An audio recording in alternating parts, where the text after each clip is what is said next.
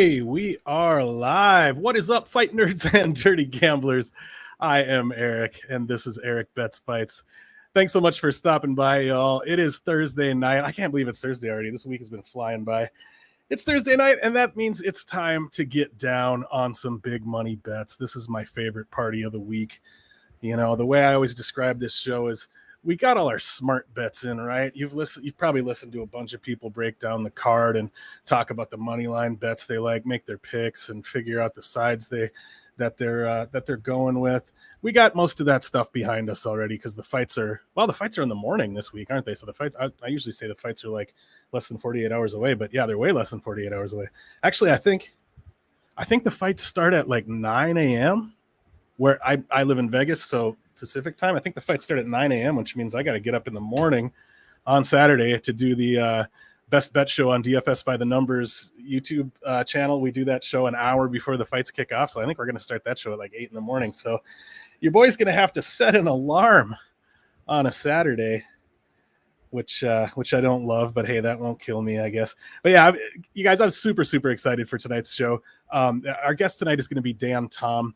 If you didn't know, Dan is actually his show is on Thursday nights as well, and his show starts at 6 p.m. Daz is in here. 1 a.m. for me. Don't love the overnighters. Yeah, 1 a.m. for you. Yeah, that's a bummer. That's a bummer too, but you're the man, Daz. I know you're gonna make it work. But yeah, anyway, Dan Tom's coming on tonight. He's doing his full card breakdown, the Protect Your Neck podcast, which he's been doing for years. He's doing that over on his YouTube channel right now, which is just I think it's just Dan Tom MMA. If you haven't subscribed to his channel, make sure you do that. Go right now and search Dan Tom MMA. Subscribe to his channel. He just got over 1,000 subscribers recently. I know he was working on getting the viewing time necessary to be monetized and all that. So go watch his videos, help him out with that. Maybe he's already gotten there. I'm not sure. But anyway, Dan Tom from MMAJunkie and Protect Your Neck podcast. Like, I feel like a little bit of a fanboy tonight because he's somebody that I've been, whose work I've been reading and listening to and watching and whatever, consuming it any way I can for a long time. And, he was somebody, I hope he doesn't watch this video back and hear this because he's going to feel silly because I know he's a really humble guy, but he's somebody that when I first started doing this show and bringing on guests, I have a document. I still have it saved where I keep track of, which guests I booked for which dates and all that kind of stuff.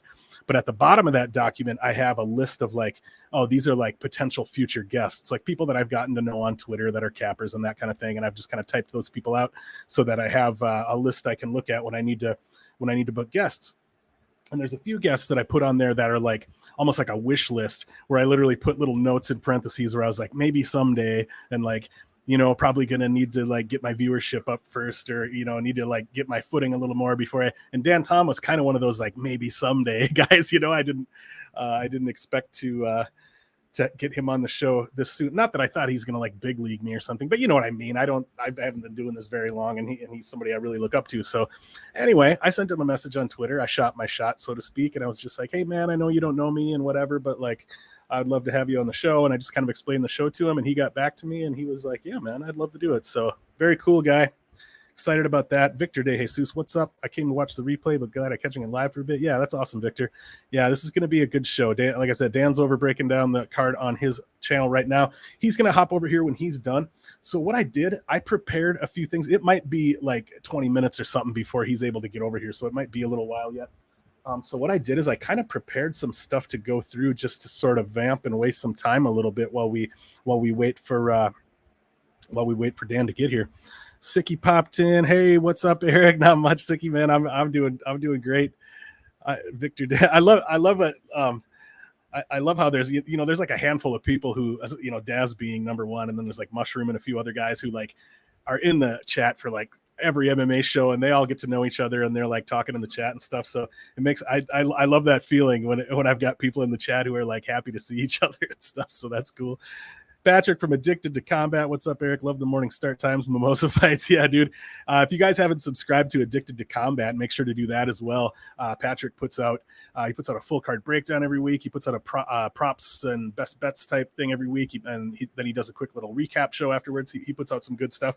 He just had one of his full card breakdowns go pretty viral. It got I don't know, I think 3,000 views or something like that. So that's awesome. Good for you, Patrick. He's been a guest on this show a couple times now, actually. He was just on with me last week.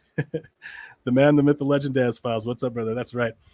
All right. So, like I said, yeah, I prepared some things to kind of take up a little time while we wait for Dan to get here. So the first thing I'm going to do, I don't usually do like a full recap of how things went last week, but we're gonna go ahead and take a look at a recap here. So those of you who watched the show before, I think everybody in here has.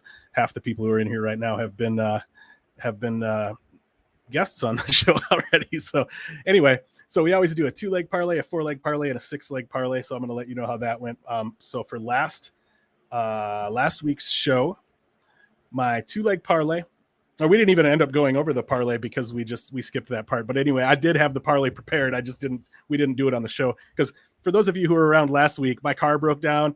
Kyle Miller from Never Hedge was supposed to be my guest, but I had already contacted him and been like, yeah, dude, my car broke down. I'm not going to be able to make it. So I ended up pulling in Patrick from Addicted to Combat and Lou Bet You from the MMA Engine. And we popped in at like 7:30 and just did an off the cuff kind of show. We skipped the parlays, but anyway, here are the parlays that I would have gone over. My 2-legger was Said Nurmagomedov and Rafael Fiziev. So those two both won, of course. So my 2-legger did hit. My 4-legger was Nurmagomedov, Rafael Fiziev, Caio Borralho, and Ricky Tercios. So yeah, Ricky let a lot of us down there. That was a baffling and poor performance, let's just say. But yeah, so Ricky Tercios would have busted my 4-legger. And then for my 6-legger, I added Ronnie Lawrence and Cynthia Calvillo. Obviously, Ronnie Lawrence lost, and Cynthia Calvillo's fight got pulled off the card. So the idea behind this is, I'm sure most of you are familiar with Cody Saftik's PRP, the Pogie Rob Parlay. So the idea being that if you play the 2-legger, the 4-legger, and the 6-legger, you're going to bet enough on that 2-legger. So I try to make it so the 2-legger brings back even money or pretty close, and you're going to try to bet enough on the 2-legger to cover the other ones. So as long as you hit the 2-legger, you come out okay. So we would have been all right on those. But anyway, let's move on to the props for last week. I was really happy with how the props went last week, you guys. So we give out 6 props on the show. We start with the one that would be the smallest payout and work our way up to the biggest. My smallest payout prop last week was Rafael Fiziev by KO at plus 240. So that one did hit. That was awesome. My second one was Said Nurmagomedov by decision at plus 245. That one hit as well. After that, I had Tresean Gore by KO at plus 300. Obviously, no good. Cody Brundage came out and did the damn thing, which was very cool to see.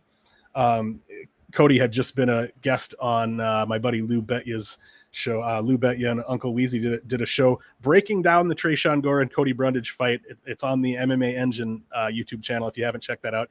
They did like a long form detailed breakdown of Gore versus Brundage, and they literally brought Brundage on as their guest. So they're breaking down his fight with him. So pretty cool thing to watch if you haven't had a chance to do that yet. He looked like a guy that got knocked out in sparring, just didn't want to engage at all. Ricky, I'm talking about. Yeah, it was definitely weird, right? After that, I had Caio Borralho by sub. Obviously, that didn't play out. He managed to put himself in positions where that could have been a possibility, but wasn't quite able to make it happen. Excuse me. Next up, I had Michael Johnson by KO in round 2 at plus 1100. Michael Johnson did come pretty close to getting the KO at 1 or 2 points, but round 2, if I remember correctly, was where he got kind of close to getting KO'd. So I think, if I remember correctly, Michael Johnson had a really nice first round. I think he got beat up in the second round, and then the third round was pretty close. I edged it toward Michael Johnson, but I actually had a bunch of bets on him, so I might have been biased. Hard to say, but. And finally, for the first time in Big Money Bets history, I did hit my number 6 prop. We always put a big money one at the end at plus 1,500. Chase Sherman by KO in round 3. I felt kind of funny I felt a little bit silly giving that bet out, and Patrick and Lou both felt a little bit silly about me giving that bet out as well, but you guys, it happened. Chase Sherman won by KO in round 3. So that was pretty exciting. And I think Daz even pointed out when I mentioned that bet, Daz was like, I don't think Chase Sherman's ever even been to round 3. And I was like, you might be right. So yeah, we got lucky there. Anyway, if you had put 1 unit on each of the 6 props that I gave out last week, you would have come up, you'd have been up just shy of 17 units. So, but those of you guys who've watched the show before know that I don't actually always bet all of them. You know, I don't bet. I usually tell you which props that I am betting and which ones I'm not. Like I give out 6 props that I like, but that doesn't necessarily mean I'm betting all of them. So yeah, I did have a bet on Chase Sherman's money line. I did have a bet on Chase Sherman by KO. I did not actually bet the KO round 3, unfortunately. I did bet Fiziev by KO at plus 240 and Saeed Nurmagomedov by decision at plus 245. So I did hit those. Daz says, nice bet. Thank you so much. And yeah, Victor, it's MMA. Nothing is impossible. It's like Yuri 5th round submission. Yeah, that I didn't bet that one. That would have been nice, huh? So you guys, I live in Las Vegas. I think you guys know that already. And it's like 110 degrees. Let me check for sure. What is the current temperature? Serial, let me know. It's hot out. Oh, okay. Well, it's only 72 now. Oh, because it rained. It rained. That almost never. But yeah, the high was 108 today. My point being that I just put some ice in my fancy Erik Betts Fights coffee mug, and I was going to pour some diet root beer in here, and my ice already melted. That's why I'm trying to drink this water out of here so I can put my soda in here. Anyway. All right, so the next thing I wanted to talk about while we kill a little time until Dan gets here is something I'm calling the She's a Dog project. I've posted about it on Twitter a little bit already. So a while back, I got to thinking one night, you know, what would happen if you just blindly bet every underdog in every women's UFC fight? You know, what would you be up? Would you be down? What would happen? So I pulled the stats from Best Fight Odds. I used the closing odds on every women's UFC fight that had taken place so far in 2022, from January 1st until early July. I don't remember what date or whatever, but it was a couple of weeks ago. I pulled all that data. If I remember correctly, I don't have the numbers in front of me, so I'm going off my head here, but there were 48 or 49 women's fights that had happened in that span of time. And if you had bet $100 blindly on every underdog, you would have been up about $972, something like that. So you'd be up almost $1,000 if you had just blindly bet $100 on everyone. Or if you want to talk units, if you'd have put a unit on everyone, you'd have been up 9.72 units. So, that's not the hugest sample size. That's, somewhat long-term. But anyway, in that span of time, 6 months, 7 months, whatever, it would have been profitable over that time. Excuse me. Sorry about that. So I decided I'm going to go ahead and start doing this. I'm going to start putting one unit blindly on every women's underdog in UFC fights. And I don't know how long I'm going to do it. I'm going to do it for a while and just see how it goes. So those of you that use betmma.tips, my normal profile on there is betmma.tips/erikblock. That's ERIKBLOCK. But the new one that I created, it's betmma.tips/she's a dog, and dog is spelled DAWG. So it's she's a dog. And so, yeah, if you want to see how the experiment is going, you can take a look at it there. Obviously, so I've only started with the very last event. So so I would have had bets on Courtney Casey and Nina Nunes, but then the Nina Nunes fight got canceled. So I got Courtney Casey at plus 155. I actually missed most of that fight. I had some stuff going on with my family that day, so I was able to catch some fights and not others. I missed most of that fight, but I did hear from a lot of people that it was super close, and a lot of people thought Courtney Casey should have gotten the decision. So even though we lost our first bet in the She's a Dog project, it's sort of highlighted why we're doing this project in the first place. She was an underdog and she didn't win the fight, but she came very close to winning the fight, because how often do we see that happen in women's MMA? All right, which is what Siki says here. Yeah, so just one of those things that's showing that that variance that exists in women's MMA is something we can potentially take advantage of. So for this next card, and when I did this, experiment, when I pulled the odds to do the math and everything, I was pulling the closing odds. So I haven't placed any of the bets yet, because the idea is I got to wait and do it. I'll probably do it tomorrow, or, maybe well, no, I won't be able to do it Saturday morning, not this week. So yeah, I'll probably do it tomorrow anyway, because I want to get I want to be as close to the closing odds as possible. But the women's fights that are on this card is, Michelle Watterson, who is currently at plus 280. So I'll be betting her at whatever ends up being her closing line. I'm guessing it's probably not going to be too different from that. Maybe some people will be throwing Lemos in their parlays, and maybe we'll get a slightly better line on her. I know I think Watterson could have been had for as high as like plus 350 at one point, and I missed those odds. But yeah, like I said, technically to do the project correctly, I have to wait for the closing odds. So, but yeah, that's a bet that I don't mind. I'll probably be talking about that a little bit more on the show here, but I think that you could argue that there is potentially some value there. Not that it matters because it's a blind project. I got to do it anyway. And then we've also got Lauren Murphy, who's currently sitting at about plus 180. I don't love that bet, but I'm going to place it. I'll be talking about that a little bit more later in the show too. And then also we'll have Jessica Penne, who's currently sitting at about plus 130, which is also a bet. I don't love the line, but if the line was a little better, I maybe wouldn't mind it.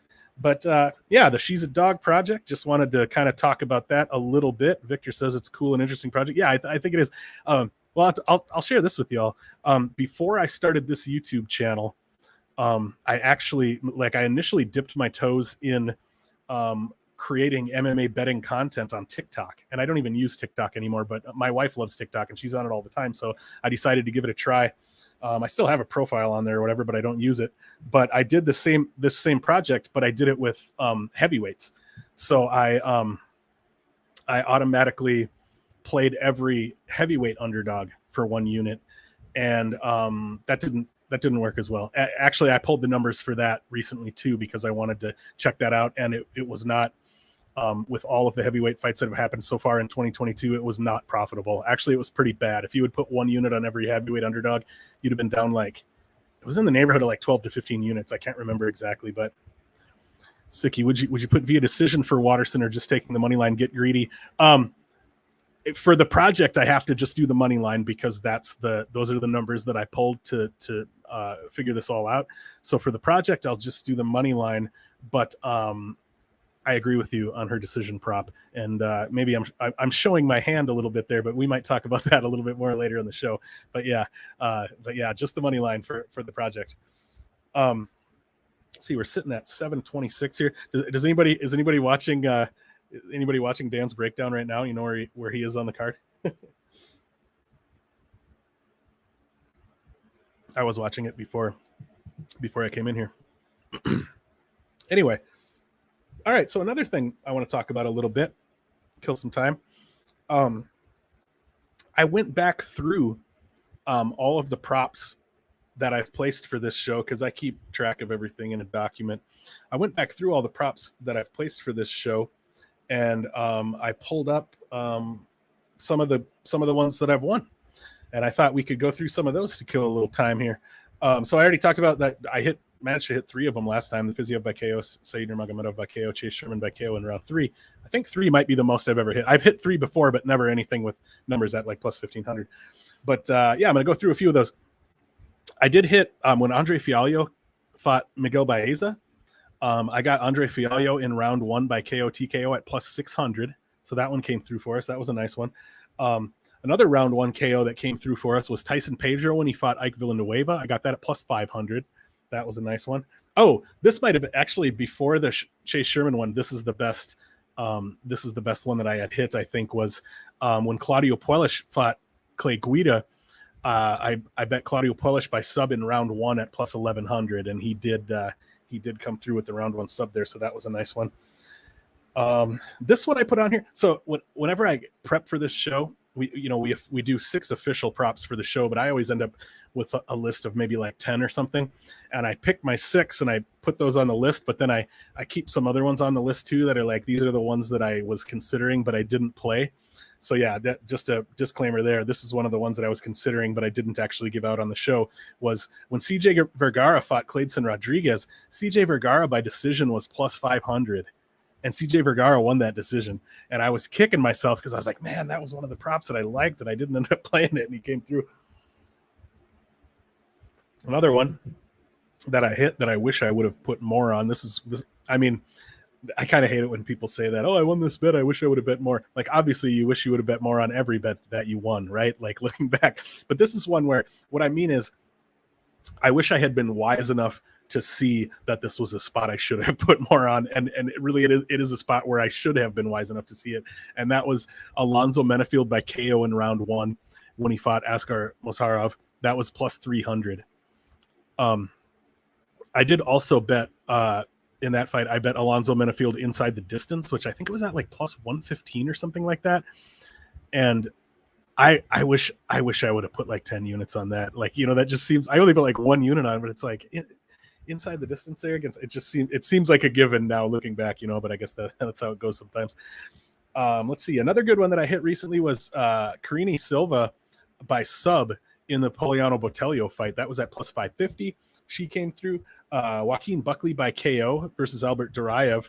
Joaquin Buckley to get the KO was plus 330. Cody Durden by KO in the JP Bays fight. That was plus 460. That one came through for us. Okay, I think these are all from the same card. The Israel Adesanya versus Jared Cannonier card, that was another one where that must have been the week I got COVID. I ended up not doing the show, but I had my notes.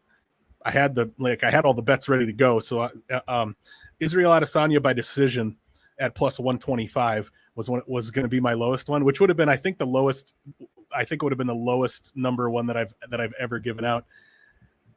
All right, let's see Victor here. All right, gentlemen, my break at work is over, so I'm able to chat much anymore. I'll be here for the whole stream listening. Good luck this week, everyone. Awesome. Thanks so much for being here, Victor. Appreciate it. I saw Sicky say see you later, and I thought he was leaving, but he's just saying goodbye to Victor because we're all homies in here. Yeah, I appreciate you guys. Thanks so much for being here. We got 7 viewers in here right now. Not too bad, especially considering Dan Tom's not even here yet, and I'm just literally blabbing about past bets. I appreciate you guys hanging out with me right now. But anyway, Israel Adesanya by decision plus 125. Not a great number, but that one would have come through for us.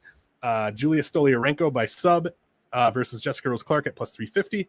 And then Jalen Turner by sub versus Brad Riddell at plus 700. And I did play that one. Like I said, I don't always play all of them, but I usually, I pick and choose the ones I really like. I did play that Jalen Turner by sub at plus 700. So I was very excited to hit that one. Next thing I want to talk about a little bit. What time we got? 7:31. Yeah, Dan's show started at 6. So, and it usually takes him about an hour and a half to do his the Protecting Neck podcast. So, under normal circumstances, he'd probably be here pretty soon, but I was in his show watching, and he's got a bunch of people in the chat that are asking actually really thoughtful questions. Like, Dan's like, he's a lifetime martial artist, and people are asking him really thoughtful questions about training, about martial arts technique, about like, oh, if you throw a leg kick against a wrestler, what kinds of things do you need to be aware of? So I don't blame him for hanging out a little longer, because he's actually got some thoughtful people asking thoughtful questions in the chat. So it might take him a little while to get here. But anyway, so the next thing I want to talk about is I made a little bit of a list of like what I would consider some bad beats on some of the props, like props that I gave out on the show that came really close to hitting, but maybe I got a little too greedy. Like Sicky said, go for the Waterson by decision. Yeah, I have a tendency to do that a lot, where I'm like, oh, I like this guy to win by KO, and then like, oh, the KO prop's only plus 400, but if I pick a round, I can bump that way up. So yeah, I have a tendency to get a little too specific and shoot myself in the foot. So anyway, one that I gave out was Andre Petrosky by TKO at plus 1,000 when he fought Nick Maximov. And what happens? Petrosky won by sub in that fight, didn't he? No, I can't even remember. But yeah, I did bet Petrosky's money line in that fight, which was plus 350, I think. So luckily, I did get that. But yeah, I bet the Andre Petrosky by TKO plus 1,000, and he ends up getting the sub instead. Another one. This is one where I was yelling at the TV. There's a few of these here. I bet Sam Hughes by decision when she fought Elise Reed. I got her by decision at plus 270. Y'all remember what happened in that fight? Sam Hughes comes out. She's cruising. She's getting the takedowns. She's got the top control. She's absolutely cruising to a decision. And then 1 minute before the fight is over, she gets a ground and pound TKO stoppage. That's like, damn.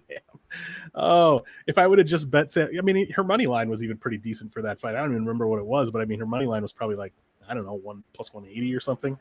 I don't remember, but I should have just not gotten greedy on that one. But next up, we have Jailton Almeida by KO in round 1 versus Parker Porter. I think a lot of people were on Almeida to finish early in that fight. That was kind of one of the darling bets that week. Everybody kind of figured Parker Porter's probably in over his head here, right? So I took Jailton Almeida by KO in round 1. I got that at plus 550. And if you remember that fight, Jailton Almeida comes out. He gets Parker Porter down.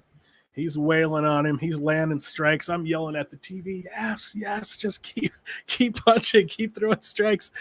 And eventually he switches. From throwing punches, and he's looking for the rear naked choke. And I'm yelling my head off, no, keep punching. Let's see. Andy G popped in here. Just came from Dan's channel now here. Cannot get enough information from the best in the biz. Appreciate all the info. Yeah, absolutely, man. I agree, Andy. I'm super excited to be having Dan on the show tonight. He is truly one of the sharpest and most knowledgeable minds, not just as an MMA gambler and handicapper, but just as an MMA analyst and just an MMA media personality in general. The man is a gem for sure. So what we're doing right now, Andy, we're just kind of going over. I came up with some ideas to just sort of vamp until Dan gets here. So I'm going over a few of the other props that I've given out on the show in the past and that sort of thing. And what I'm talking about right now are some bad beat props, some props that I gave out on this show that came very close to hitting, but I maybe got a little too greedy and was a little too specific. So, and the next one, I think these two are on the same card. I can't remember for sure. Next one was Euros Medic by KO in round 1 versus Omar Morales. That was at plus 700 because Euros Medic has a bunch of round 1 KOs on his record. And I was like, man, plus 800 to get the round 1 KO for a guy who gets a lot of round 1 KOs. I think I'm going to take that. And what happens in that fight? Euros Medic comes out and gets the round 2 KO instead. So if I would have just not gotten greedy and taken the KO prop, but I got greedy on that one. Daz Files said Stan is finished. Cool. He should be here soon. Well, I've only got a couple more bets on my list here, so I can kill a few more minutes while Dan pops in here. Where was I? Oh, next up. I think this is on the same card. Joseph Holmes by sub in round 2 when he fought Alan Amadovsky. I took Joseph Holmes by sub in round 2, which was at plus 800, and he comes out and he gets the round 1 sub instead. Actually, yeah, I put it in my notes here. Yeah, this Jailton Almeida versus Parker Porter, Euros Medic versus Omar Morales, Joseph Holmes versus Alan Amadovsky. Those are all 3 on the same card. So yeah, I came super close to hitting those 3 like one round off because I just got a little too specific.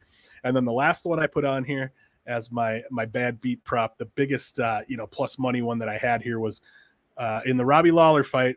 Brian Barberena in round 3 was at plus 1,600, and Barberena comes out and finishes him in round 2 instead. So it was very close. Dan just showed up. I see him in the waiting room. He popped in at the perfect time. I just finished all of the material that I prepared to vamp with, so that worked out perfectly. Without further ado, gang, we're going to go ahead and bring him right in, Mr. Dan Tom. How's it going, Dan? What's up, buddy? I hope I didn't keep you waiting too long, Eric. I just wrapped up and jumped over, and I'm excited for whatever trivia and whatever other crazy crap you're going to throw at me, buddy.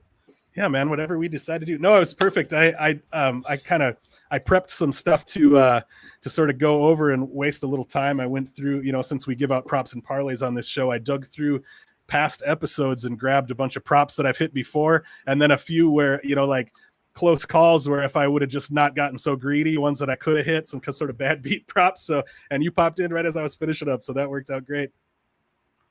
Perfect, man. I'm excited. I'm excited to break it down and throw some fun plays together. See what we come up with between both of us.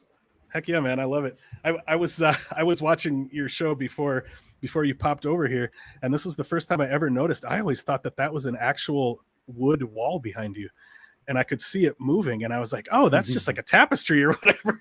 Yeah, noticed that before. It's very cool. Yeah. Anyway, thanks, man. Thank you. Absolutely. Well, why don't you, I'm guessing most of the folks here probably already know, but why don't you just tell us a little bit about kind of who you are and your background as far as, getting into MMA, getting into betting MMA, getting into working in MMA media, that kind of thing. Give us a little info. Well, basically, I came from just, I guess, the martial arts side of the fence. I was never going to be a fighter. That was never my goal. but I basically just did martial arts my whole life. You know, did Taekwondo as a kid as a gateway martial art, did Kempo karate, traveled to China, eventually got into like Muay Thai, Jiu-Jitsu, and MMA. And over here at Extreme Couture in Las Vegas, ended up, being in the fight capital, which was nice, made it a little more accessible. Just competing, kickboxing smokers, amateur boxing, grappling. Did one amateur MMA fight. Lost a 3-round decision to Marvin Eastman's son. I could throw an older name to you, and you won't look at me like I'm crazy. So that's good. I was just talking to someone the today. Beastman. Yeah. Yep. Well, because you joke and you call yourself one of the old guys, which is probably why I like you. But like you got to remember, like some of these people are kids, right? Like I referenced today in practice.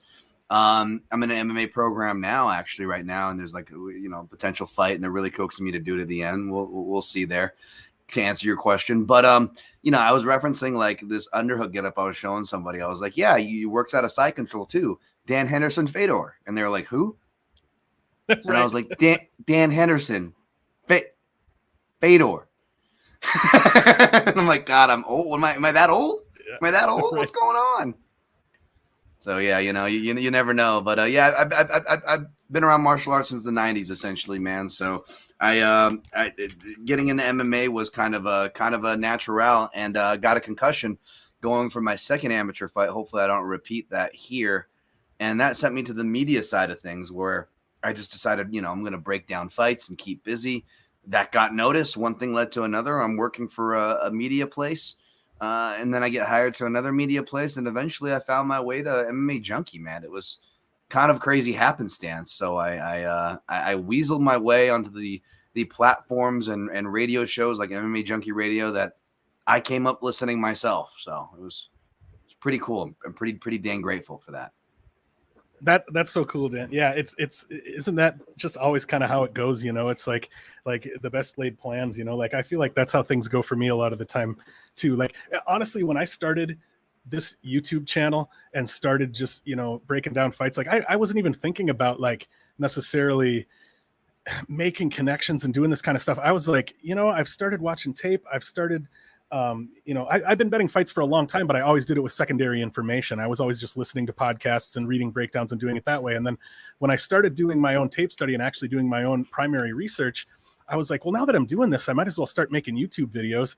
And I was like, maybe someday if I start making YouTube videos, like maybe someday, guys like Dan Tom and guys like Clint McLean, like maybe someday I could like get those guys to come on or like be guests on their shows or something. And then I was surprised, like, how small the community really is and how quickly you can actually make those connections. Like I was thinking like, oh, years down the road, maybe I'll be able to like, get some of these guys as guests or be guests on their shows. And those connections started happening really, really quickly, partially because people in this community are really cool. That helps a lot too. But yeah, I was surprised how quickly I was able to infiltrate the community.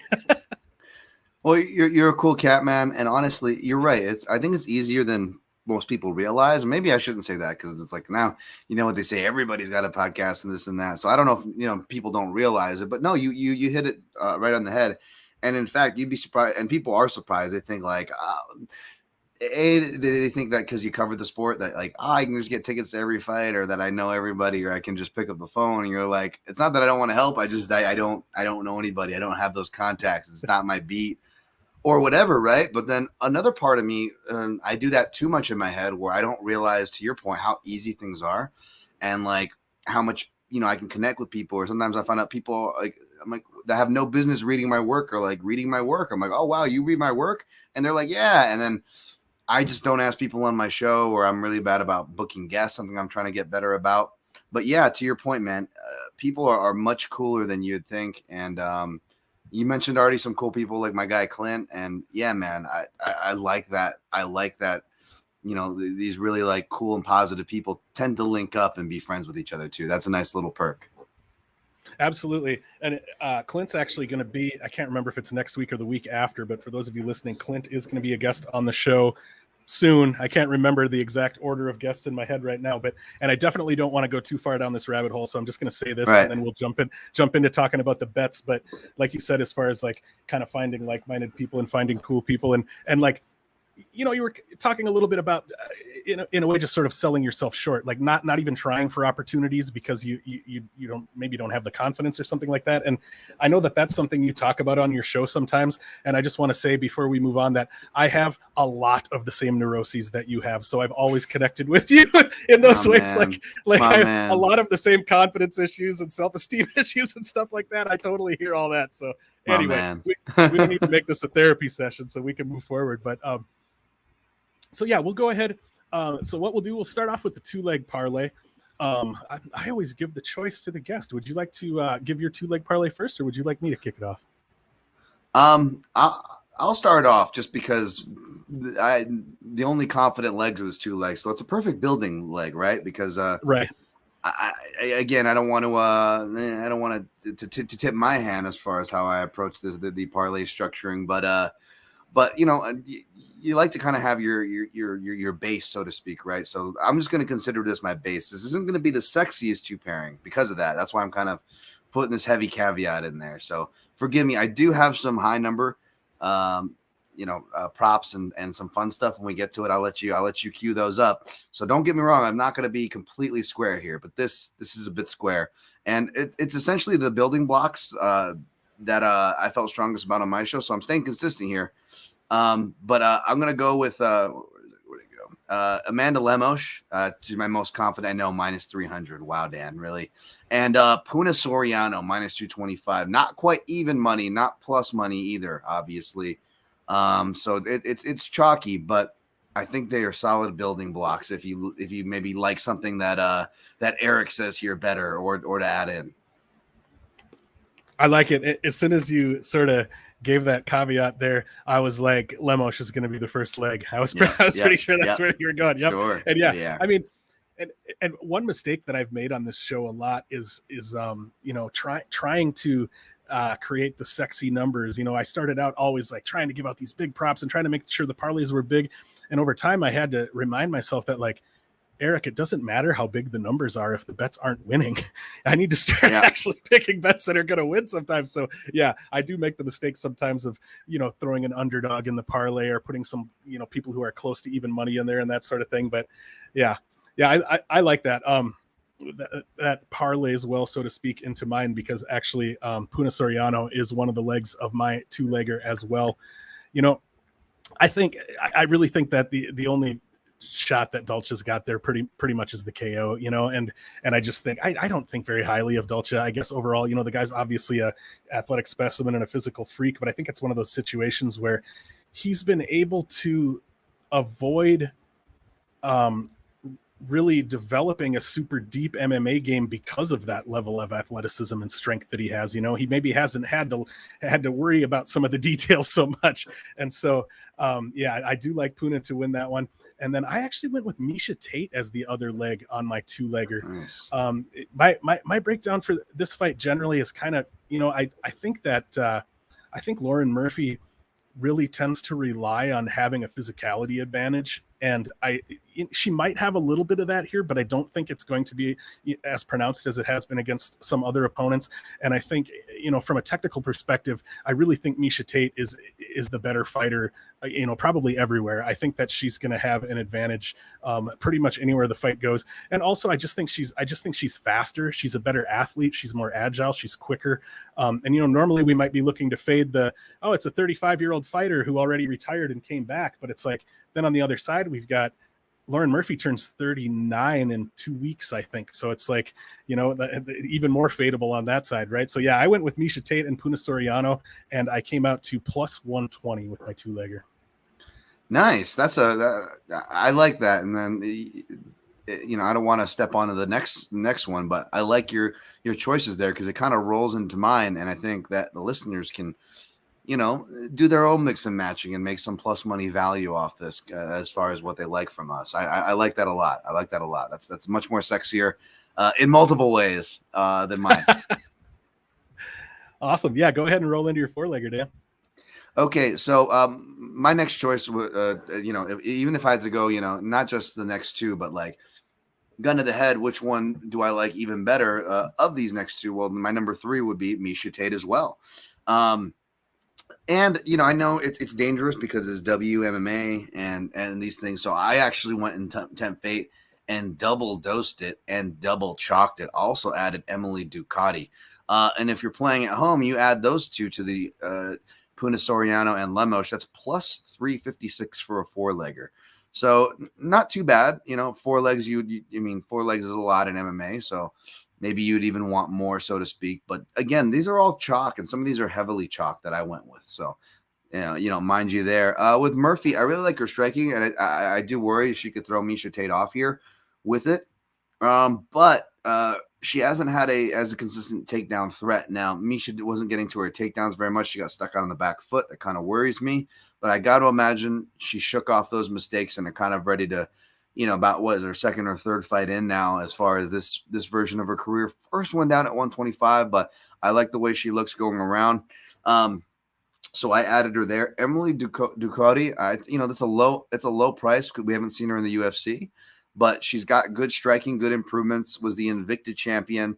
And honestly, she's got finishing ability on the feet and on the floor. And essentially, if she can just avoid getting caught in a penne submission, which isn't, the hardest thing to do, she will jump and pull guard and stuff. I just think she'll be the more impactful fighter, both on the floor and on the feet. And she can win this almost any way, she wants. I'm not super confident in it because, again, it is her debut. But I have a feeling when I look into this fight more, I may just actually end up I may play this one possibly, but I stayed away. But yeah, if you're looking for a 4th leg, I'll take Ducati. And again, plus 356 Ducati, Tate, Lemos, Soriano. Awesome. I like it. Yeah. I feel I have pretty much the same read on Ducati versus Penne. Like as far as breaking them down, technically, like I see all of the advantages that Ducati has. And so it really becomes one of those things that like the only thing that worries me about a Ducati bet is just those narrative based things of her being, making that step up in competition, being the UFC debutante, and then Penne, of course, having the, the veteran savvy behind her.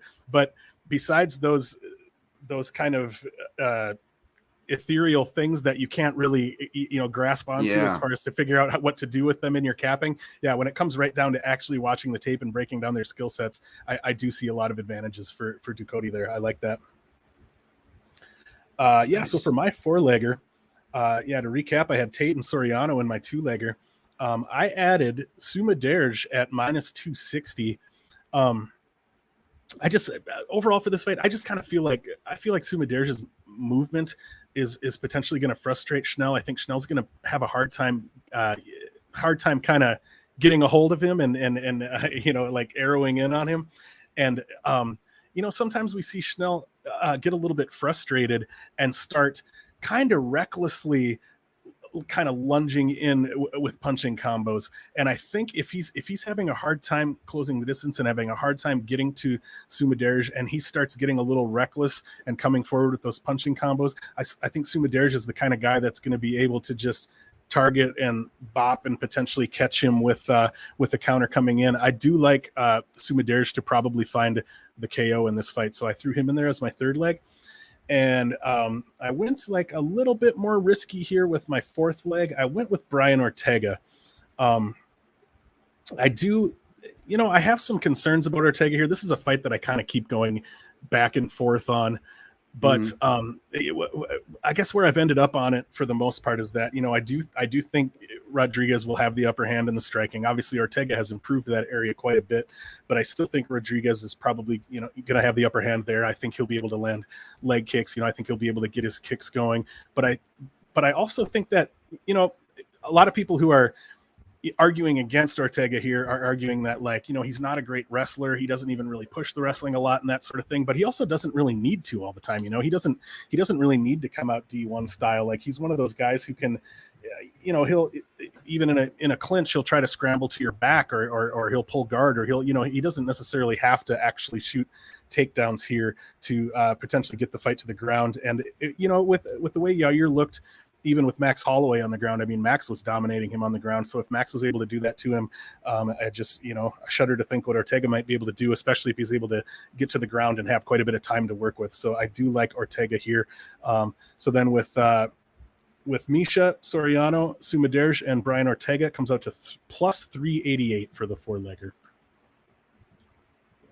Nice. Yeah, I think I was plus 3. So yeah, that's better value than mine right there. And it's Right in the same range. Right in the same range. Ortega, because he's a good price, so that actually does you pretty decently. Yeah. I was close to Ortega for this next round, my friend. So in that sense, we're not too far off. There's some lappage going on here for those keeping track at home. Am I allowed to go into my sixer? Yeah, man, have at it. All right. So I added. I had to stay consistent with another possible usual suspect who I want to look at, Bill Algeo. So I added him there because Herbert Burns. I feel like it's going to be a round 1 or bust threat because Herbert Burns is taking this on short notice, about 2 weeks, just under 2 weeks short notice. And then similar to your pick in your top 4, Sumaderji, I agree with you. I think I see him getting it done by knockout as well. He's going to have the big cage to move around in for that movement advantage that you speak of, and I agree. And yeah, for that reason, I definitely, gun to the head. I definitely don't feel bad about having him in my 6. So you add Algeo and Sumaderji, which Brian Ortega was right there, but he's at the top of the card.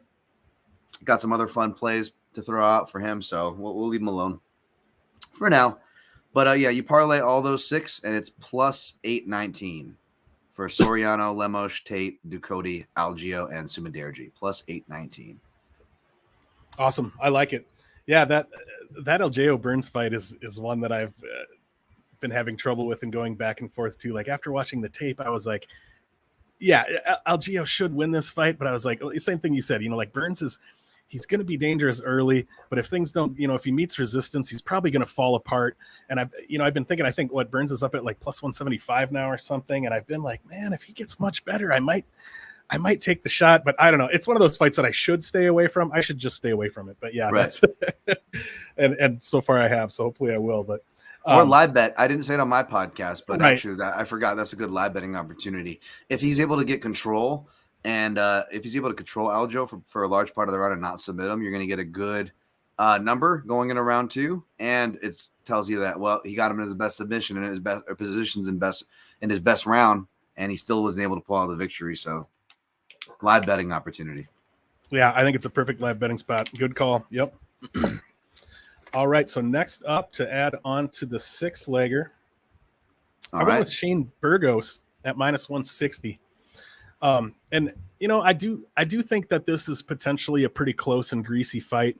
Sure. The reason I decided to go with Burgos is, he has a 6.5-inch reach advantage here.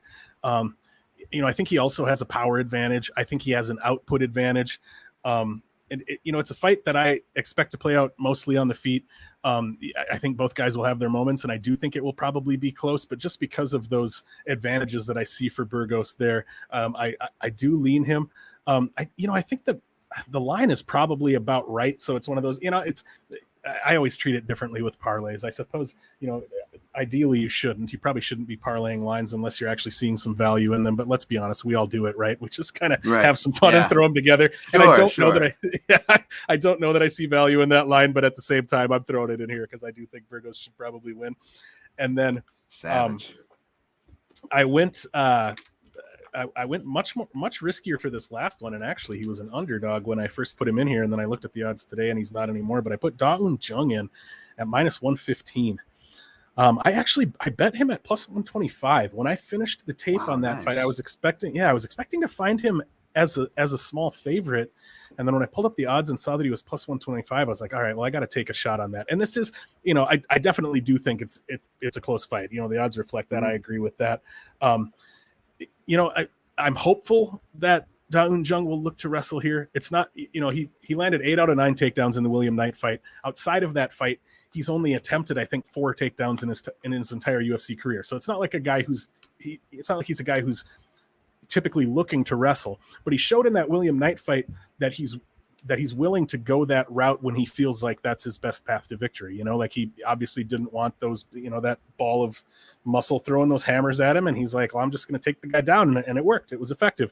And I don't necessarily even think that he's in over his head striking Jacoby either. But I'm hoping that he will look to wrestle here. But even if he doesn't, I like his power. Jacoby can be pretty hittable.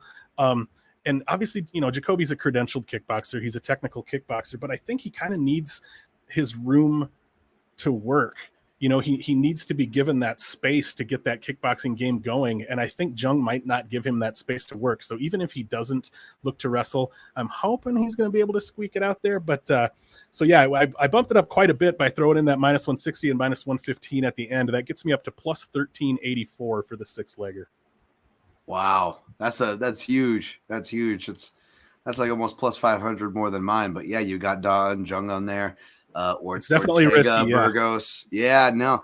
I feel like if you cash it, you cash the bet, but you may lose years of your life of stress sweating these out.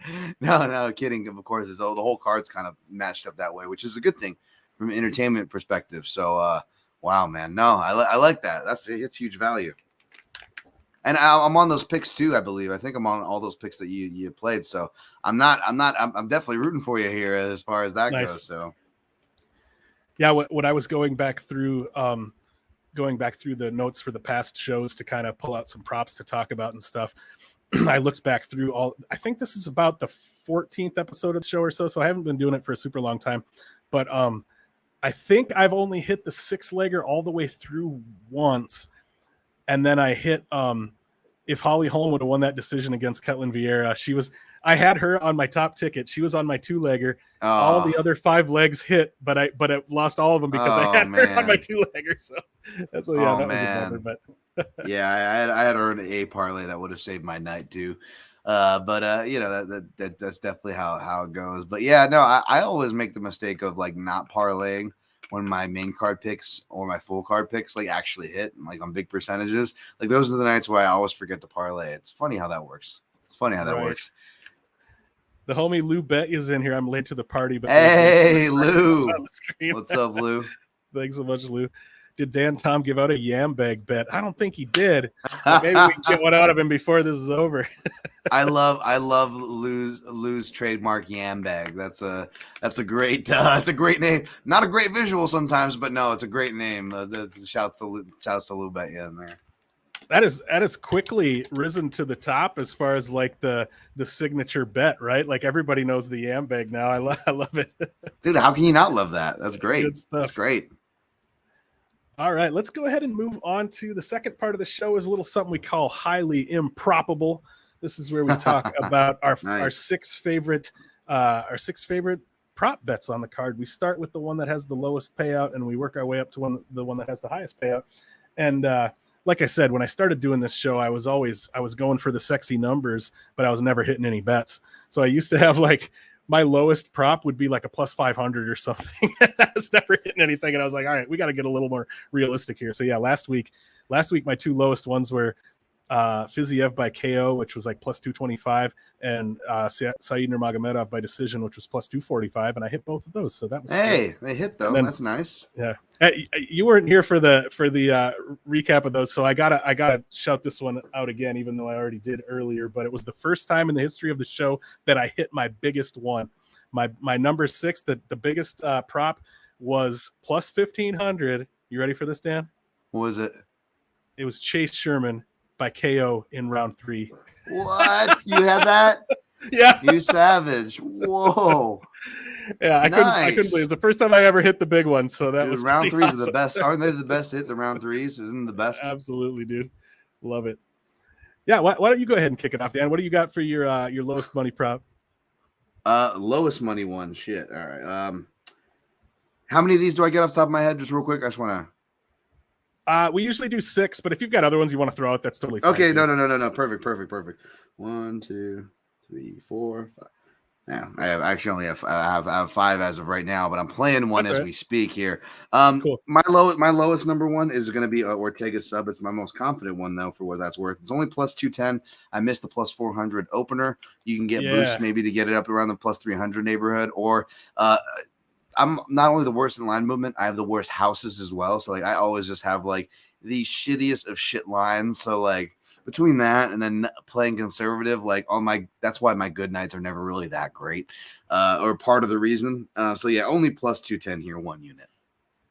Dude, I hear you on the lines. I live in Vegas as well, so I'm also not able to use DraftKings and FanDuel, and so I play my props on Bet Online, and it's always like just the worst numbers. Yeah, absolutely. Yep. Yeah, you know what's up. You know what's up. And yeah, I was on Couch Warriors show this week, and he got Ortega by sub at plus 480. Yeah, craziness. Whoa, nice where'd you get that at? Jeez. I don't know. I probably FanDuel. I think it was like right when it dropped. I'm not sure, but yeah, he got it. I hope they don't limit you too hard. I hope they don't limit you too hard on what you can put on those, because I would have maxed that. Right, yeah. I was gonna maxing this one just because, you know, maybe I don't know. We'll get there. We'll get there. Well, you know what I'm gonna do then? I pulled the numbers for my props. I think I did this yesterday, so mine are probably not super accurate. So I'm going to go a little bit out of order here. Okay. My second one, I had it at plus 280. I had Brian Ortega by sub as well. So we're just going to pretend that's my first one. I agree with you. I like that. I wish I would have got it at plus 400. But so yeah, we're just going to pretend we both had the same first one. Go ahead and move on to your second one. Shit, I was going to say the other one that I was probably most confident on, I didn't play, but it's actually like plus 100. So I probably should have said that one first for myself too. Which was going to be Sumaderji by KO. Actually, you know what? No, here's. Let me see. What are you giving here? What are we giving here? Oof. You know what? Let's do this one. Sure. I like this. Lemos inside the distance plus 220. It's technically in the next. It would technically be in the next order, coming after plus 210. But the inside the distance covers you on sub. I feel like, if you're going to make a pick on this fight, it's dangerous anyways between a finish or a decision, right? I feel like that decision alone is enough exposure for you. But then there's the quiet one where it's like, careful going TKO because she could club and sub her, right? And people aren't thinking about that because she doesn't have the black belt and she just got submitted. She comes from a very good jiu-jitsu school, Lemos does. So if you get the inside the distance, that wraps up the DQ, the sub, the TKO, the KO all together for plus 220. Let's go ahead and make that my next one. Dude, I like it. And you mentioned the Sumaderj KO. That was one of those that when I was doing my tape study, you know, I usually the props aren't out yet. So I put props that I want to look for. Type those in my notes. That was one of the first ones I put in my notes. It's Sumaderj by KO. But then, yeah, when it was only plus 100, I was like, like I think that's a likely outcome, but I want better than that on a prop, you know? It's just like kind of a bummer. Yeah, especially on a prop. Yeah. Right. I mean, even when I'm playing a straight up dog who I'm confident on, plus 100 kind of makes it go a little rubbery and soft, you know? Yeah. I mean, much less as it's a prop we're talking about, right? Absolutely. Lemos sub 1200. That's what Lou said. I see you, Lou. Yeah, that's nice. Big numbers. Them clubbing subs from people you don't expect them from. Right. Because I haven't heard people talking about that for Lemos. Yeah, that's a good. Well, because Waterson's durable and tough, to her credit, right? Yep. But she also wrestles a lot and a lot more. So if she gets hurt, where's she going? She's not falling to her back. She's shooting in, right? And Lemos, I think she even made. Does she have a guillotine win? I don't know, but there's really good guillotines that come from that Yuri Alcantara camp. It's a jiu-jitsu camp, so nice. All right. So for my second one, I'm just going to pretend my Ortega by sub was at plus 210. I just had an older number. Okay. So I'm moving up to for my second one, I'm moving up to plus 250. I've got Da Un Jung inside the distance. I think when I looked, I think his KO prop was only plus 300. So I decided to go ahead and play it safe with the plus 250 in case he were to find a club and sub type of situation or something like that. But, you know, I'm hoping that he's going to look to wrestle, like I said. And if he does, you know, maybe he can get to side control. Maybe he can find a position to land some elbows or something like that. And, you know, if it's playing out on the feet, he could potentially find a KO there as well. So, especially, you know, if you do like Da Un Jung to come through here, I don't mind potentially looking at that inside the distance. Nice. I'm going to assume that I played that though. So 1, 2, 3, 4. I feel cheap because some of them it's like it's props for the same fight. Does that count if I'm playing? But if that's I fine. am playing it, right? Okay, cool. All right, well, my next one in order, I guess, would be an Algeo round 3. That was one I was playing just now while I was live here, folks, on this channel. Plus 1100. I found it at my bookie. I put 0.17, my normal 17 ducats. I just laid that. So that'll go on my post. Low risk, high reward. And again, Herbert Burns is taking the fight on short notice. Aljo's best round is round 3, although I bet the round 3 on him before and have been like, why couldn't we get there? And there were points where I'm like, stop toying around with what's his name, Jack Brazilian dude that he was fighting off the Contender Series, but you can't criticize it too hard. Maybe you miss something, you get sour, and then that's when the fighter hits it. So I'm going to double down on it again. I'm going to go back to the round 3 regardless if I end up playing Aljo live or putting him in a parlay prior. That round 3 ain't much exposure. Plus 1,100, you get a lot back. I like it. I just had my first official I'm writing that one down moment. So nice one on that one down. Like, oh, nice. Round 3. Yep. I love playing round 3 props. Yeah, you mentioned that earlier. Yeah. Like they're fun. And they're, I don't want to say easy to cap, but you just ideally, as far as finding the situations, like, all right, you're finding the guy that slows down quite a bit and the guy that tends to come alive later in the fight. Like when you get just the right matchup, you can definitely find those spots and they can work out for you. So yeah, it's nice. Absolutely. I love it. Cool. So for my third one, and this is one that I did actually bet. I haven't bet Dong Jung inside the distance. Ortega by sub. I might still put something on that. I'm just bummed that I missed the good number, so I'm not sure if I'm going to bet that one or not. But yeah, I know. But I did bet this one. I bet Li Jingliang by decision at plus 425. Wow. Yeah, I do actually like Salikov to win this fight, but I do kind of think it's likely going to go to decision. And I think Li Jingliang will probably have the better output. Like my read on the fight was that Salikov is potentially gonna probably gonna be one of those fights where Li Jingliang is probably gonna have the better output. I don't know if he'll be landing more or not, but I think he'll be throwing more. But I think Salikov will have the more impactful strikes that look better to the judges. But when a fight plays out that way, you still never really know which way it's gonna go. So it's one of those things that in a fight that you kind of expect to go to decision, which I do, and that you expect it to play out closely, getting plus 425 on either guy seems like a good spot. So I think I only put I put half a unit on that, but yeah, Li Jingliang by decision plus 425.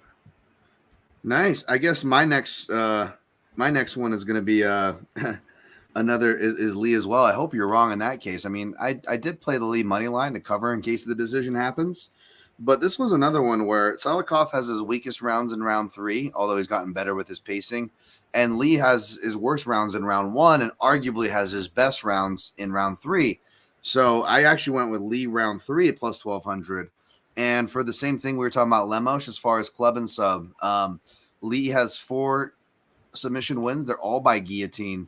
And Salikov shoots a lot more than I realized, whether he's rocked, whether he's tired, or whether a guy's just pressuring him. He doesn't like it. He doesn't like pressure. He'll actually shoot. So if Lee catches him and hurts him like I think he can and will, Salikov's going to be shooting. So he could be shooting right into a guillotine. Or is Lee, just being smart finally and putting his Brazilian Jiu-Jitsu black belt to work and his Sonda and his own Sonda, because he's got a lot of wrestling from his Sonda base.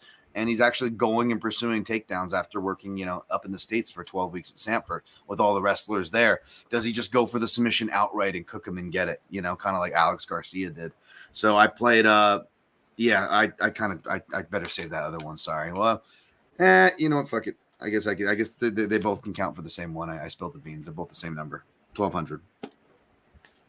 Well, that sounds to me like this is one of those spots where we just sort of combine ourselves here. Since we live in Vegas and don't have access to some of these cool lines. But for those of you watching, sounds to me like Li Jingliang round 3 or decision is the bet. I don't know what number that's at. Oh wow, yeah. I know DraftKings and FanDuel and some of those have those kind of bets where you could pick round 3 or decision. And yeah, I don't know. Oh, I wish I had somebody those. Who's watching. Look that one up. I want to know what the numbers are on that. Yeah, right. Cool. Where the heck did we leave off? I was about to do the fourth one, I think. Yeah. Okay, cool. So this is another one that I did bet. Awesome. Monk Maddox just popped in. What's up, boys? How's it going, Monk? Oh, and we got Jackie says Sumadirj KO, Ortega sub, Li Jingliang by KO. Yeah, those are all potentially pretty good spots. Yeah, I don't hate that either, Jackie. All right, so for my fourth one, and this is one that I did bet as well, I bet Michelle Watterson by decision at plus 500.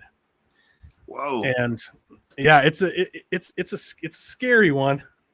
I guess my read on this fight, and not that I obviously we're going with big money props here, so it's not like I'm like confident. Yeah, Michelle Waterson's going to win this fight, but I thought it was potentially worth a shot at that number.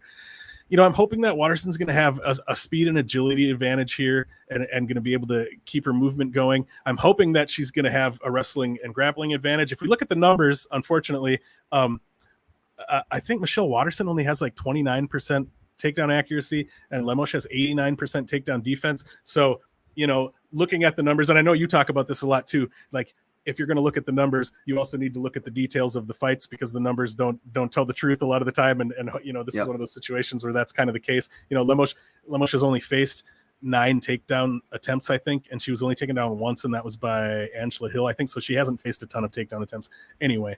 But so yeah, I fully understand why Lemos is favored here, but my hope would be that if she doesn't find the finish, if the fight does go to decision, that it could potentially play out closely enough for Waterson to potentially get it, especially if she is able to get takedowns. If she's able to get takedowns and potentially ride out some top control, or even on the feet, if she's just able to, when I was watching the tape, I thought like, okay, well, Waterson's going to have the better output. And again, I'm going to the stats here, which I know you don't love, but then when I pulled up striking stats, when I pulled up the striking stats, Lemos actually has the higher numbers on both output and significant strikes landed, which kind of surprised me. It wasn't by much, by a little bit, but my eyes were telling me that Waterson was going to be the busier striker. But right. So yeah, Waterson by decision plus 500. I thought it was worth a little sprinkle, so I went for it. I don't blame you, man. She is right up there with Holly Holm and John Jones as far as the legendary round winners of Jackson Wink, man. Key eyes, spinning stuff, late round takedowns, like all the stuff that means jack shit, but seems to just trick judges. Like they fucking masters at it. And I'm saying that half chagrining, but there's actually a real compliment to that. It's like saying stalling is a skill. It is a skill. You don't have to like it. I wouldn't. But it's a skill. It's hard to do, and it's useful. And so is all that woo-woo stuff. So I don't hate that. Man, I painted myself into a hole because I was going to do Lee sub and then Lee round 3 for this one to split up my plus 1,200. So I'll just jump ahead, and then I'll let you decide if I can call an audible or maybe I'll find something cool. But no, I'm going to go, and this is kind of cheating too, but it's going up from plus 1,200. Like, where's he going to go from here? I'm going to go to plus 1,400, baby. Love it. This is something I actually did play too, for what it's worth. Again, another 0.17 units. It's like I have the number 17 tattooed in me. 0.17 units plus 1,400 for Brian Ortega round 3 sub, because that's his number. He's like Yoel Romero as far as like the most potent round 3 finishers. I mean, we're talking about round 3 finishers and subs. That's the theme of our props here, at least mine. Round 3s and subs all day long, but I might as well combine those two reads. That's my official read that I put out there. I'll put my money where my mouth is, plus 1,400, 0.17 ducats for Ortega round 3 sub, and I already got the Ortega sub at plus 210. I'm writing that one down as well. I saw somebody else talking about that too, but I hadn't pulled it up and looked at the number. But I like that. Since I kind of missed the. Since I kind of missed the line that I liked on the Ortega sub, but I do think that that's a super likely outcome. I might have to pick around and play it because just to, I got to get a little action on that. Yeah. Yeah. So the next one I went with, my 5th one was, and this is one of those spots where, sometimes you just like the number and you play it. Like I actually don't think that there's a very good chance that this guy's going to win his fight at all, but at plus 800, Matt Schnell by sub seems worth a sprinkle. That number just seems. Yep. Sumaderj has lost. I think he has 4 pro losses, and I think they're all by sub, if I'm not mistaken. I'm not entirely sure. I don't have it pulled up in front of me right now, but I believe he's lost by submission 4 times. And even though Schnell doesn't typically actively look to wrestle, and so, I don't think he's probably going to do that here. He hasn't showed us that that's something that he's going to do most of the time. But a couple of ways that this could potentially play out. Schnell could obviously land something and drop him and end up on the ground that way. And Sumaderj could even drop Schnell and follow him to the ground. There's definitely ways that we could end up there. And, Schnell's got a slick submission game. Sumaderj has a maybe not so slick submission defense. So if we end up in that spot, it definitely could happen. And plus 800 seems like a pretty good price tag on that. That is no, and that's part of the reason why I didn't play the Suma Derji plus 100, because it's not that sexy. And then you compare that to Schnell by sub. Even though I'm picking Suma Derji to win by knockout, there's clearly more value. I hate using that word, but there's more value on Schnell by sub. So I don't hate that, and that kind of reinforces why I perhaps didn't pitch or play the Suma Derji plus 100. Yeah, and that's I'm in the same boat. I think Sumadir's KO is. I mean, that's if I have to make a pick, that's what I think is going to happen. But that plus 100 just doesn't excite me, Dan. I don't blame you. I don't blame you. So back to me, and I don't know if you want me to call somewhat audible to slot this in. Whatever you got, throw it out there. Okay, so I wouldn't go with that for that. And then you know what? I still stand by the Lemos thing, because again, my official pick is for her to win inside the distance. I just don't know it's going to be by club or club and sub kind of a deal. She could easily win the decision too, and it'd be like a similar Angela Hill, we're crying controversy kind of a deal. But which is another reason why why the value is, if you're going decision wise, well then you probably should go the Watterson side, like you were saying. Great case there. The other one is Jack Shore. I actually picked him to win, which doesn't sound crazy because he is favored. He's got the hype on him, right, so to speak. But this feels like a dog or pass spot, and I don't, disagree with saying that. But what I will say here is that sticking consistent with my read, I think that he's going to head kick him or let him up on the feet. But the question is, does he knock him out there, or does it turn into a club and sub like Anderson Dos Santos got Ricky Simone, right? Or is it like Uriah Faber, where he doesn't need to follow up with the sub? He can just get him out of there with the strikes. So it's hard to pick. Sure, if you really want to be hipster, by KO, TKO plus 575, by submission plus 525, which means that's comforting. It's like, okay, that's the odds maker saying we don't know either. You know what I'm saying? When they price methods the same price as one another, that's them telling you we don't fucking know either. Sorry to curse. But so that's kind of how I take it. So scroll down to the inside the distance. Well, I can still find half that number, which ain't bad. Plus 235 for Jack Shore wins inside the distance. That would slot just above the plus 220 for Lemos inside the distance. So you got your DQ, KO, TKO, and submissions covered. And that's 20 cents higher than the sub prop for Ortega plus 210, which, I know you wanted a bit more on. Yep. Yeah. But yeah, I'm probably I got to look at that Ortega round 3. I'll probably have to put a little something on that. But yeah, that Jack Shore Ricky Simone fight, I actually did end up putting a unit on Ricky Simone at plus 150, and that was kick for coverage. There you go. Yeah, it was one of those that I didn't. Sometimes when I'm doing the tape and I pull up the odds and they're not matching up with what I think, sometimes I'm like, yeah, I like it, and I fire right away. That was not one where I did. I sat on it for a long time. Sure. And I think when I finished the tape, he was a little lower than that. And once he got up to plus 150, I was like, all right, I'm going to take a shot on it. I'm not super confident, but I'm going to take a shot. But I'm excited for that fight. Let me see. Oh, my last one, I went with a round 3 to cap it off. Of course I did. Ooh, round 3. It's a theme, baby. Round 3s. Yep. I got at plus 1,000 Puna Soriano in round 3. And I literally typed in my notes here. I'm a sucker for round 3 props. And we already talked about that. And I typically like my round 3 props to have a little bit bigger price tag than plus 1,000. But I think the plus 1,000 reflects the matchup. I mean, Dalcha's obviously a guy who can fade quite a bit. Puna's pretty dangerous. I don't think Puna's ever finished somebody in round 3. He's got a bunch of round 1 finishes. I think he might have some round 2 finishes. He's never finished anybody in round 3. But like Lou said, I don't know where Lou's comment was. Lou said Aljao in round 3 is a better. Here it is. Aljao round 3 is better than Aljao round 2 because it pays more. Well, there you go. And that's exactly why I picked Soriano in round 3, even though he's never actually done that before, because it's got a nice number behind it. And I did the same thing with Chase Sherman last week, and it paid off. I liked Chase Sherman round 2 better than round 3 as far as a pick, but I was like, I'm going to bump the number up, and hey, it worked out. So we're going to see if we can't repeat it with Puna Soriano in round 3 at plus 1,000. All right. Yeah, I tabbed that plus 1,000. I'm seeing it over on my end too. Okay. I see you, Erik. I like that. We got a question from Monk here. How much wrestling will we see in Puna Dalcha? That's a great question. What do you think, Dan? I think that's going to depend on. You know what? I think Puna definitely more defensive than offensive, but I wouldn't put it past if this is one of the rare occasions where, you got a good strategist coach, but a coach who's coached both guys. So he's going to know, he's not going to know what Henry has made improvement wise with Dolce, but Erik Nixick from in Puna's corner, he's cornered Dolce a few times before when with that Ngannou Africa connection. So he's been at Extreme Couture a lot. So I got to imagine he knows where his weak spots are.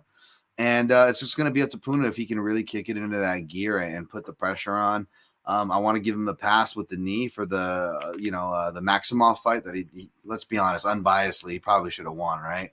Especially if we're sticking to the damage criteria. But yeah, man. And when he did go against Pickett to round 3, to his credit, he was trying to finish, right?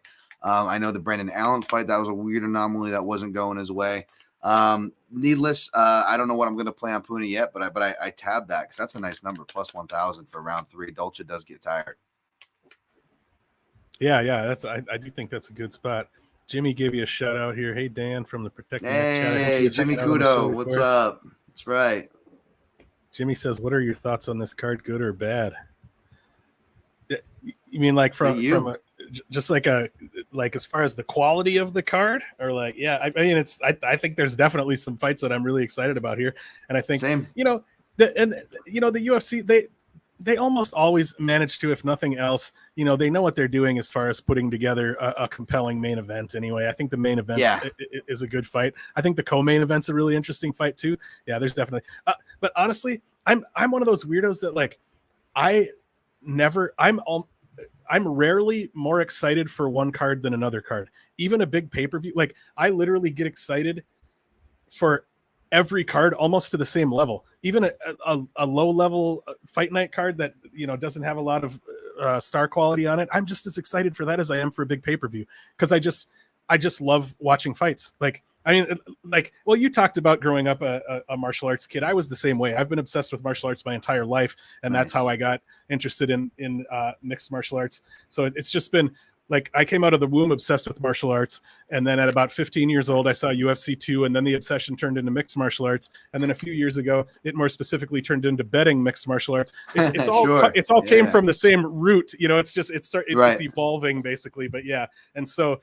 It's for me, it's like, and I suspect it's maybe a little bit the same way for you. I don't want to tab you that way, but like, no, you're good. Martial arts and mixed martial arts isn't an interest for me. It's the only interest I have. This is like what I do, and it has been my whole life. Like this is watching fights is what I do. Kind of. Yeah. No.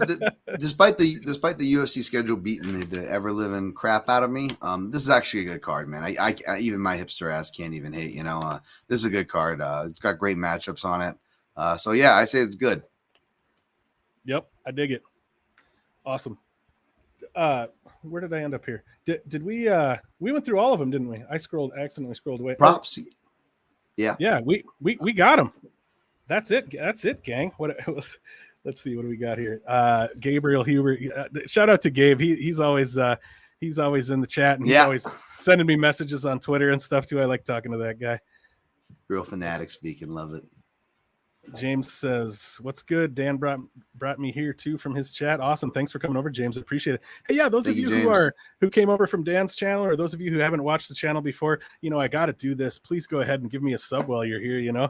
Definitely. I got I need to get the hashtag get Erik to 1K going because I'm not even close. I got a long way to go, but I appreciate y'all stopping in. I'll definitely pump this out after we're done here too, man. You deserve. You're a good cat, and I appreciate all the good cats who follow me over from my chat too. The good times. Heck yeah, I really appreciate it. Well, I think that's all we got for you today, gang. Unless anything else you want to talk about, Dan, before we go. No, man. Unless you got some trivia to hit me with or something like that, I'm good. This was fun. I've got some potential more money to lose after talking to you. Heck yeah! I think I used up all my trivia questions on the Chronic Combat show already. So yeah, I always write. I usually write one for each fight, but I think I used them all up already. What is Daz says? Thanks, Dan and Erik in chat. Best of luck on your bets this weekend. Awesome. Thanks so much for being here, Daz. You're the man. Daz You is too, like Daz. we all got to make like Daz t-shirts or something. He's like the official mascot of this entire community. Like that guy's so supportive and always around. And a bunch of you other folks too. Monk's in here, Gabe's in here, Jimmy Kudo, Sicky does MMA. Aiden Morrison. Yeah, I just want to shout a few folks out. Of course, Lou Bet is here. Sicky does MMA. Yeah, it's just awesome. Thank you so much for all of you being here. Thank you so much to Dan for being here. Dan, why don't you go ahead and let everybody know kind of where they can find you and what you got going on as far as content and that kind of thing. I guess since you're on YouTube watching this, go to Daniel Tom MMA and give me a sub there if you don't mind. Other than that, man, you find me on Twitter is where I'm mainly active and post my work. As far as social medias go, at Dan Tom MMA and the Protect Your Neck podcast, man. You can find it on all social platforms, and that's what I stream from my YouTube channel and post on the Twitter. It's all connected. But this is cool, man. I was really glad I got to jump on with you, Erik. Yeah, man, I really appreciate you being here. Yeah, everybody listening, make sure to check out the Protect Your Neck podcast if you haven't already. I imagine most of you already do. But yeah, I'm Erik with Erik Bets Fights. You can find me at Erik Bets Fights on Twitter, at Erik_Bets_Fights on Instagram. Also, of course, right here, please subscribe to my YouTube channel while you're here. I also put out content every week on the Never Hedge Media YouTube channel. I've got a couple shows I do there, including a trivia show. Dan mentioned I'm a trivia guy. I do a weekly show called Mixed Martial Smarts, where I put out trivia questions about the fighters that will be on that weekend's card. So it's always, it's always timely and related to the fighters that are coming up there. So yeah, thank you so much for being here, everybody. On behalf of Dan Tom, I would like to say thank you so much to everybody and have a great night and enjoy the fights this weekend. Take care, everybody.